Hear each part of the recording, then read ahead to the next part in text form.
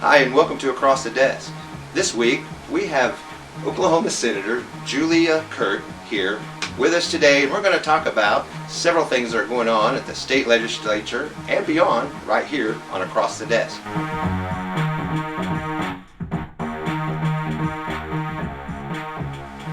So, hi Julia, thank you for coming on the show. I really appreciate it. Glad to be here. Glad to be here. Always glad to hear what you're saying. No, thank you so much. Thank you so much. So, now that we have you on the show, tell us a little bit about some of the bills you have going through the legislature right now.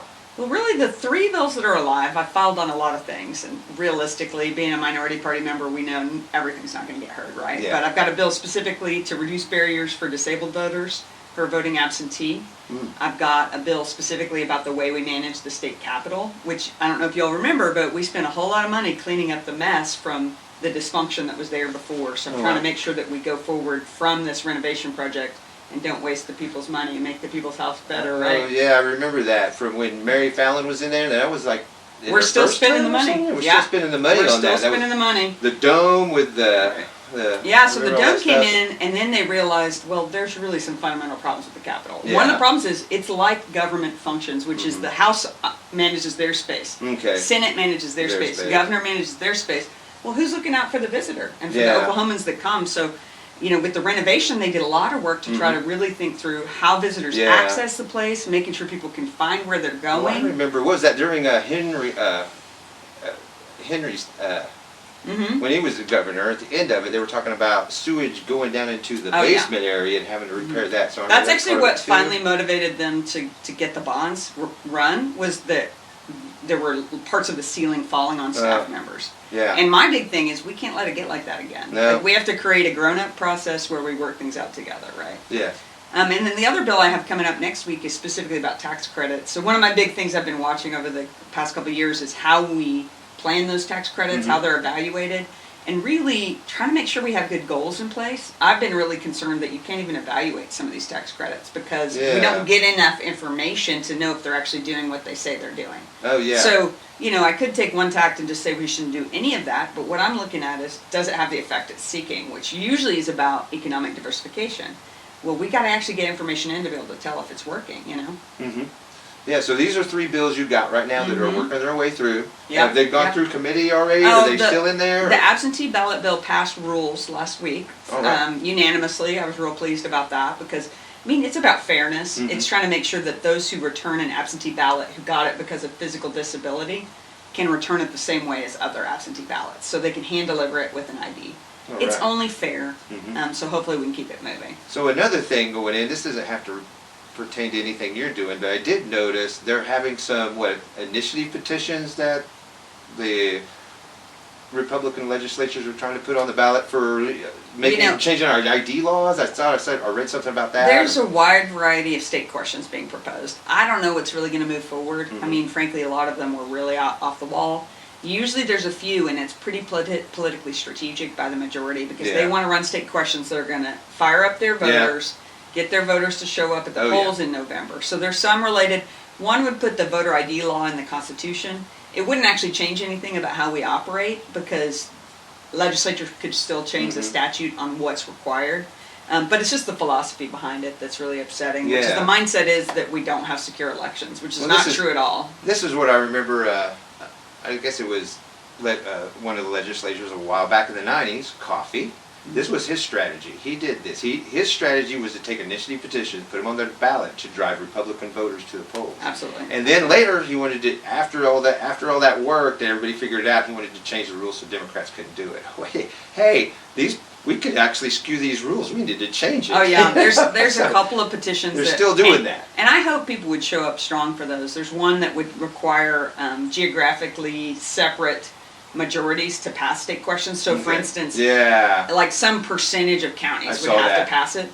That means something like 788 or 802, which passed our Medicaid expansion or medical marijuana. Those wouldn't pass. And that's really what this is about. It's those like passed. The guy made them cry a little. Right. So it's now like they're having electoral to make college for state questions, essentially. So they want to make sure the rural voice is heard. But, you know, things that are affecting our cities affect a whole lot of people. Yeah. So they have 2 or 3 things that are clearly about riling up the base. Yeah, Mhm. 2 or 3 things that are clearly about And driving wedges, making the people show up to the legislature polls. can, if they run a SJR or a HJR, those are House Joint Resolutions, those can become state questions without Okay. having to get signatures or anything. Wow. They just come straight from the They just legislature, get signed by the governor, Yeah. and then they're on the ballot this fall. And it's kind of alarming the kinds of, not well thought through things that can end up on the ballot yeah. that way. The way some reforms end up out there, become law, and then you really see how it affects society later on, and you're like, wow. But that's kind of the system of government we have, where really just about anybody can run and really get elected and get in there. So Absolutely. In the last week I've had a couple conversations about that, because anyone can be a candidate. Somebody was assuming that the parties pick candidates. No. That's not at all Not how it exactly. happens, and anyone who thinks that doesn't know on our side of it. they You haven't just been- got to pay your money, Yeah. show up and say Yep. you're a candidate. Well, anybody who says that hasn't been paying attention to what's been happening to James Langford lately Yeah. with the Oklahoma Good point. GOP. Good point.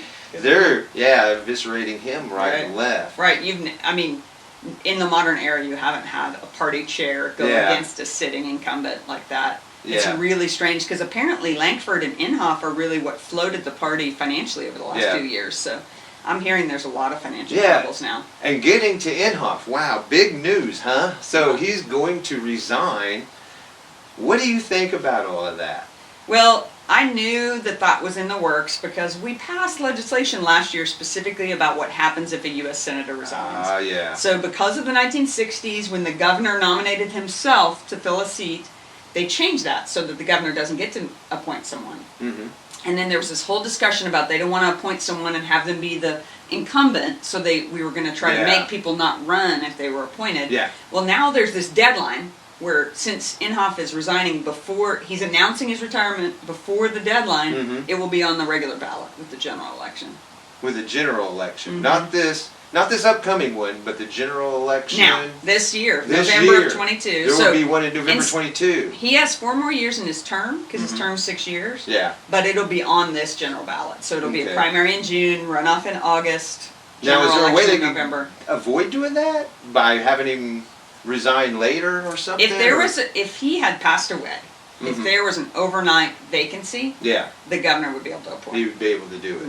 But So- he set that up carefully. He made it where he wasn't retiring until later, and then now he's trying to handpick his successor. He's So trying to announce his successor, his at least chief for a of little staff. while. But it's also in there that successor can't run, right? No, Is that right? only if the governor appoints them. Only if so this guy can, if Yeah. he gets a... He could finish in Inhofe's term, and he could run again. And yeah. he can run again. They have a huge advantage as Yeah. incumbents. And it sounds, oh man, you guys are, you're playing the game, but honestly, I was thinking about it when I was thinking about it, if that was in my shoes as a Democrat, I'd probably do the same thing. Yeah. I'm not going to fault them for, playing by those Trying rules. to control it. But yeah, there's going to be a lot of okay. people run. I mean, we're already hearing Yeah. about at least 2 congressmen. They're saying Congressman Mullen Yeah. and Congressman Hearn. If that happens, then we're probably going to have some state senators and House members who are going to run for those congressional seats. So there's Yeah. a big domino effect happening right Kendra now. Horn was a name thrown around too on the Democrat side, maybe. I don't know.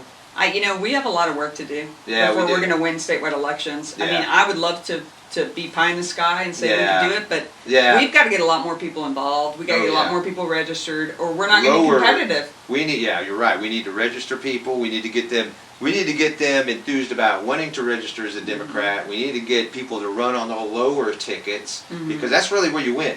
Because those people on the lower tickets are the one that go out and do the politicking and knocking doors. Right. And then that just helps people up ticket. Yeah, I mean, I spent almost 18 months knocking on doors to meet people. There and, you go. Flipping a seat that right around here, it was held by Republicans since the beginning of the state. And that's what it takes. It took meeting people face to face for them to be okay with voting for a Democrat.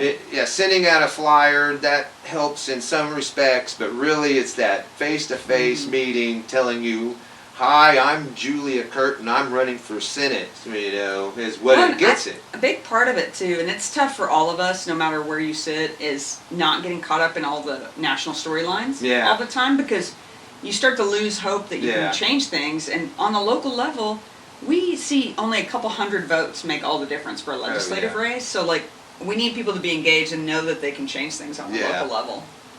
Oh yeah. at the local level, that's where it is. That really is, because once you get in there, then you can change the stuff up top. So you're right, getting a Democrat in there to run for these Senate seats, it's probably important to get somebody to run, but really until you build in, the voter base and get the people to run on the lower tickets, you're really not going to get there. But that's another thing that I've seen in the Oklahoma Democratic Party is they're really doing a push to find candidates to fill. I don't know if you've seen that. Oh, yeah. But they're really doing a push. So, Democrats, if you're able to run for anything, the Democratic Party, the Oklahoma Democratic Party is there to help you out. They really want to help people to run for office. They really do. And if you have any inkling, if you have any kind of leadership ability, you might ought to think about it. Give them a call. They can help you out. I'm serious. And we really need people. We do. I had a really good experience. So for women candidates, I worked with Sally's List, and that's a nonpartisan group that works with progressive candidates. Help me practice, help me learn, help me plan. It's an amazing experience running for office. And I know people who've won, and I know people who've lost. All of them say it was a really eye-opening experience. I bet.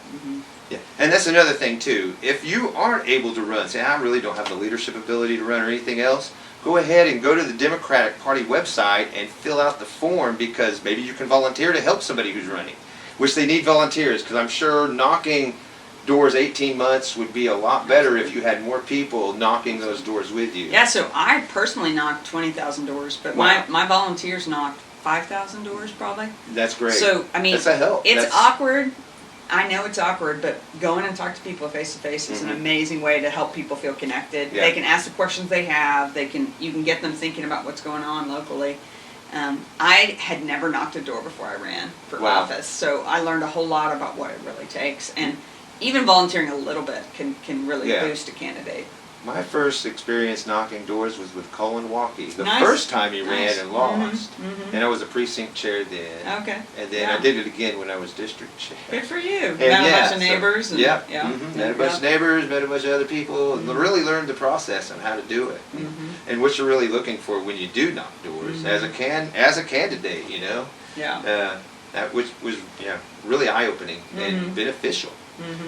So going on, what other aspects are going on important in the legislature right now? I know we've got the session going on. There's a whole bunch of education bills in there. I think public education is a big thing. So, my experience as a public school parent, like throughout COVID, the schools have had to pivot on a dime. They've had to make do with all kinds of challenges. And what I think the legislature should be doing is supporting schools and supporting teachers and educators. Yeah. But what they've done instead is use it as an excuse to kick the schools, frankly. Yeah. So last year they passed transfer rules and funding rules that limit districts.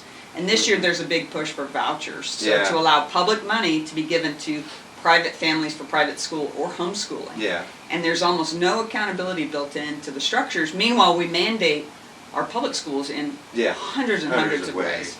But that's that's been the big debate, That's this why year. they do it. It's on purpose. Hey, look, we cut 32% of the funding from schools back in 2011, but we gave them back 15% in 2015, and they're still below whatever we were giving them back then. But now we want to put more mandates on them and take more of the money away from public schools. I think it undermines the trust. Yeah. And, the sad thing is teachers are leaving in droves. They're done. They already were stressed out. Yeah. The walkout was clearly about that. And they wanted more money invested in the classes, smaller classroom sizes, more supports. We've learned over the last 20 years about learning disabilities. We've learned about ways to keep kids in school, but we haven't given them the resources to do that. And they're actually taking them away from it, because really, if you listen to Governor Stitt, the goal actually is to kill public education and turning it all into a private form, which is pie in the sky stuff. This is all fantasyland scenarios, since 85 to 90% of the school-age children go to public schools, and mostly because there's not enough seats in private education to seat everybody, not even close. Well, it just leaves kids behind, and I think people underestimate how much their voice matters with their legislators. Even if you have legislators that agree with you, it's good to speak up with them about these things, because we can say we're being inundated with calls about this. That's great. Every district in the state needs more advocates for the public schools, and teachers are tired. They can't be the only ones speaking up. So there's been a great movement the last few years of parents of Mhm. public school or parents of public school kids who moved on and graduated, who were really trying to advocate more, and I think that's been the best. And I think that's what they do. You know, they throw in all these things to really hinder, and throw obstacles in the way of public education, so they can come back later and say, hey, look, it doesn't work. It doesn't work. We threw all these monkeys in the wrench over here, and nothing's working out. But that's kind of the plan, you know, to make it so it's dangerous for people to be teachers or librarians. You know, you could get sued and with money you're not making, or go to jail even, and then all the funding and stuff just really takes them around. I mean, a lot of times we expect schools to solve huge societal problems that we haven't dealt with, and then blame them for failing to meet demands when we've given them an impossible situation. So, you know, we have a lot of things to handle as a state in terms of health outcomes. Mental health has been one of my big efforts, is around, you know, trying to bring people together to improve resources for mental health treatment. All those things affect our schools. You know, our communities are reflected in our schools. Well, Julia, I really appreciate you coming on the show. Sure. And I really hope these 3 bills of yours that we discussed really move it through, and we watch what happens with those. Thank you. I hope so too. I'm really glad that you're in there fighting for us as the senator in our state. And really, thank you for coming on the show this week and sharing with us your thoughts and views and everything else that's going on. I really appreciate it. Thank you. Thank you. This is Across the Desk, and we'll see you next week.